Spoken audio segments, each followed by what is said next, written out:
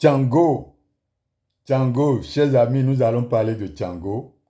Vous savez que Django, c'est une énergie qui est liée au feu, à la foudre et au tonnerre. C'est une grande décharge électrique naturelle. Depuis que vous êtes né, vous avez déjà entendu parler, d'accord, de la foudre. Vous avez déjà vu ces manifestations. Vous avez déjà entendu le tonnerre. C'est juste une décharge électrique naturelle. Ce sont des phénomènes de la vie. D'accord? Maintenant, ceux qui ont cette énergie, comment vous allez savoir? C'est simple. Vous allez faire la somme des chiffres de votre date de naissance. Lorsque vous faites la somme des chiffres de votre date de naissance, si vous trouvez 6, vous êtes Django. Parce que le 6, c'est le sud-sud-est. Et ceux qui ont cette énergie-là sont associés à la célébrité. Maintenant, lorsque vous calculez, vous trouvez 12, vous êtes au sud. Vous êtes aussi Django parce que c'est une énergie. Quand ça se manifeste, ça prend plusieurs places. C'est pourquoi on a dit le 6 et le 12. La différence, c'est qu'il y a une qui est dans la catégorie des célébrités. D'accord? Et c'est une énergie de justice. Et pour aller voir cette énergie-là où ça se manifeste, c'est simple. Allez dans les tribunaux dans tout le monde entier. C'est Django qui a utilisé. Puisqu'on vient de dire que c'est une énergie de justice. Allez dans les institutions juridiques et judiciaires dans le monde entier. C'est cette énergie qui est étudiée, qui est utilisée par les juges, les avocats, etc. Maintenant, ceux qui ont cette énergie, c'est des gens qui ont une bonne constitution osseuse.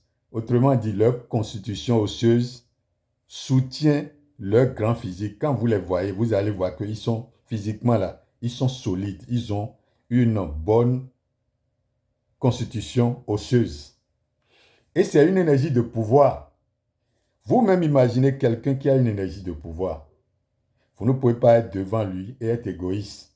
C'est des gens qui détestent les gens qui sont égoïstes, les vantards, les gens qui sont... Et quel adjectif je vais utiliser? Et comment je vais appeler ces gens-là? Arrogants. Ils n'aiment pas. C'est des gens qui n'aiment pas les gens arrogants. Est-ce que vous comprenez? Puisqu'ils ont une énergie de pouvoir. Maintenant, regardez ceci.